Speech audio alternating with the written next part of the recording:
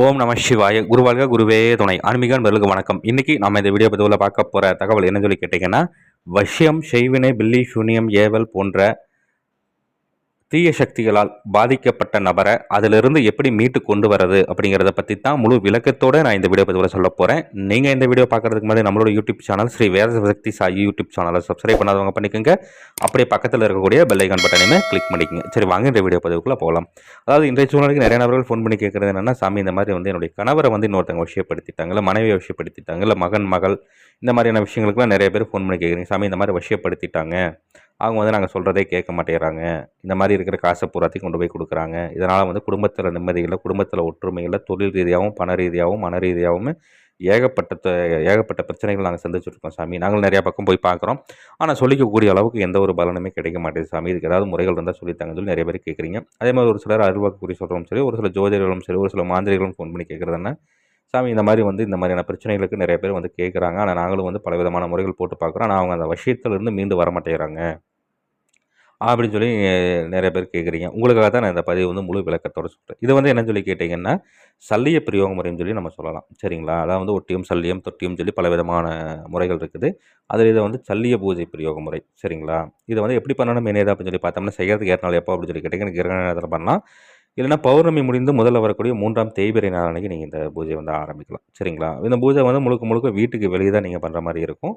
இந்த பூஜை வந்து பார்த்தீங்கன்னா, முதல்ல வந்து என்ன பண்ணணும் அப்படின்னு சொல்லி கேட்டிங்கனாக்கா, இப்போ பாதிக்கப்பட்ட நபர் சரிங்களா, இந்த மாதிரியான விஷயக்கட்டில இந்த மாதிரியான ஏதாவது வந்துட்டு நெகட்டிவ்னால பாதிக்கப்பட்ட நபரை வந்து என்ன பண்ணணும் அப்படின்னு சொல்லி கேட்டிங்கன்னா, நான் இந்த வீடியோவில் ஒரு எந்திரம் ஒன்று கொடுத்துருக்குறேன். இந்த எந்திரத்தை வந்து பச்சரிசி மாவுனால பின்னால் பெரிய அளவில் வரைஞ்சிக்கணும். வரைஞ்சிட்டு அதனுடைய மையப்பகுதியில் வந்து அவரை வந்து அமர வச்சிடணும். சரிங்களா? அமர வச்சுட்டு முறையாக வந்து என்ன பண்ணணும், இந்த பூஜை வந்து வீட்டுக்கு வெளியே, அதுவும் வந்து இந்த ஆற்றங்கரையோரமாவோ ஏரிக்கரையோரமாவோ இல்லைன்னா இந்த மாதிரியான இடங்களில் வந்து இல்லைன்னா இந்த மாதிரியான இடங்கள்ல கருவேல மரத்தினுடைய வடக்கு திசையில் சரிங்களா, அந்த மாதிரியான இடங்கள்ல இதை அமைச்சு பண்ணிங்கன்னா நல்ல ஒரு சிறப்பு.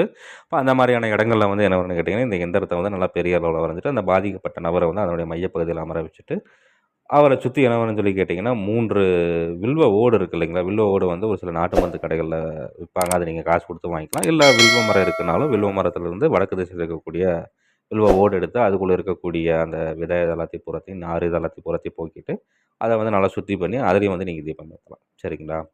இப்போ அதில் வந்து என்ன பண்ணணும் அப்படின்னு சொல்லி கேட்டிங்கன்னா, நீங்கள் முறையாக வந்துட்டு வேப்ப எண்ணெயில தீபம் ஏற்றிக்கணும். சரிங்களா? வேப்ப எண்ணெயில தீபம் ஏற்றிட்டு முறையாக வந்து அவரை மையப்பகுதியில் அமர வச்சுட்டு அவர் கையில் வந்துட்டு ஒரு ஆனைக்கண் பட்ட சட்டியை வந்து கொடுத்துடணும். சரிங்களா? ஒரு ஆனைக்கண் பட்ட சட்டி ஒன்று வாங்கி அதை நல்லா சுத்தி பண்ணி அதுக்குள்ளே வந்து அழிஞ்சி விதை தைலம், அதை எப்படி செய்யணும்னு இதுக்கு முன்னாடி ஒரு வீடியோவில் கொடுத்துருக்கேன், அதை பார்த்து தெரிஞ்சுக்கங்க. அந்த அழிஞ்சி விதை தைலத்தை எடுத்து உள்ளுக்குள்ள நல்லா தடவி விட்டு அவர் கையில் கொடுத்துட்டு நீங்கள் முறையாக என்ன பண்ணணும்னு சொல்லி கேட்டிங்கன்னா, இடமிருந்து வலமாக உங்களுடைய கையில் ஒரு தேங்காய் ஒன்று வச்சுட்டு அந்த தேங்காயில் ஒரு சூடம் ஒன்று ஏற்றிக்கிட்டு, நான் இந்த வீடியோவில் ஒரு மந்திரம் ஒன்று கொடுத்துருக்கிறேன். இந்த மந்திரத்தை சொல்லிக்கிட்டே இடமிருந்து வலமாக 108 தடவை சுற்றி வரணும். சரிங்களா? எந்த ஒரு சூழ்நிலையும் நீங்கள் சுற்றி வரும்பொழுது அந்த சூடமானது அணைஞ்சிடக்கூடாது. அணைஞ்சிருச்சுன்னா நீங்கள் மீண்டும் வந்துட்டு முதல்ல இருந்து தான் நீங்கள் இந்த பூஜை ஆரம்பிக்கணும். அப்போ என்ன பண்ணணும்னு கேட்டிங்கன்னா, இந்த மாதிரி இடமிருந்து வலமாக 108 சுற்றி அவர் கையில் இருக்கக்கூடிய அந்த மண் சட்டியை இதெல்லாத்தையும் பூராத்தையும் வாங்கிட்டு என்ன பண்ணணும்னு கேட்டிங்கன்னா, அவர் குளிச்சுட்டு அவர் வீட்டுக்கு போக சொல்லிவிட்டு, இது நீங்கள் அந்த மண் சட்டியை வந்து எடுத்துகிட்டு போய் என்ன பண்ணணும்னு கேட்டிங்கன்னா, ருத்ர பூமியில் இதில் வந்து 3 ஓட்டை போட்டுக்கணும். சரிங்களா? அந்த மண் சட்டியில் வந்துட்டு 3 ஓட்டை போட்டு ஒரு இடத்துல வந்துட்டு அந்த இடத்துல நல்லா சுத்தம் பண்ணி விட்டுட்டு, அந்த இடத்துல நல்லா மஞ்சள் நீர்லாம் தெளித்து விட்டுட்டு, பசுவினுடைய கோமியை நல்லா தெளித்து விட்டுட்டு, அந்த இடத்துல வந்துட்டு அதேமாதிரி ஒரு வில்வ ஓட வச்சு இலுப்பெண்ணெயில தீபம் ஏற்றிடணும். சரிங்களா? இலுப்பெண்ணெயில தீபம் ஏற்றி இந்த ஓடு இருக்குது இல்லைங்களா, அதை நீங்கள் கையில் வச்சுருக்கீங்களா மண் சட்டி, 3 ஓட்டை போட்ட மண் சட்டி, அதை வந்து அதற்கு மேலே வந்து குப்பரை கவுத்துற மாதிரி வச்சுட்டு வந்துடணும். இந்த தீபம் மட்டும் தொடர்ந்து 3 நாட்கள் வந்து நீங்கள் போய் சூரியன் அஸ்தமனம் ஆனதுக்கப்புறம் போயிட்டு ஏற்றிட்டு வர மாதிரி இருக்கும். சரிங்களா? இப்போ இந்த மாதிரி வந்து செஞ்சிங்கனாலே இது எப்பேற்பட்ட விஷய பாதிப்புகளாக இருந்தாலும், எப்பேற்பட்ட நெகட்டிவ் கோளாறுகளாக இருந்தாலும் எல்லாமே பூராத்தையும் வந்து தீர்த்துரும் சொல்லி சித்தர்கள் குறிப்பிடப்பட்டிருக்கு. இதை முறையாக தக்கன குருமார்கிட்ட ஆலோசனை பண்ணிவிட்டு செய்து பண்ணலாம்னு பாருங்கள். நன்றி. மீண்டும் வேறு ஒரு நல்ல தகவல் கொண்ட வீடியோவில் உங்களை சந்திக்கிறேன். அதுக்கு முன்னாடி நம்மளோட யூடியூப் சேனல் ஸ்ரீ வேத சிவசக்தி சாயி யூடியூப் சேனலை சப்ஸ்கிரைப் பண்ணாதவங்க பண்ணிக்கோங்க. அப்படியே பக்கத்தில் இருக்கக்கூடிய பெல் ஐக்கான் பட்டனையுமே கிளிக் பண்ணிக்கோங்க. சரி, நன்றி, வணக்கம், வாழ்க வளமுடன். ஓம் நம சிவாய. குருவாழ்க குருவே துணை.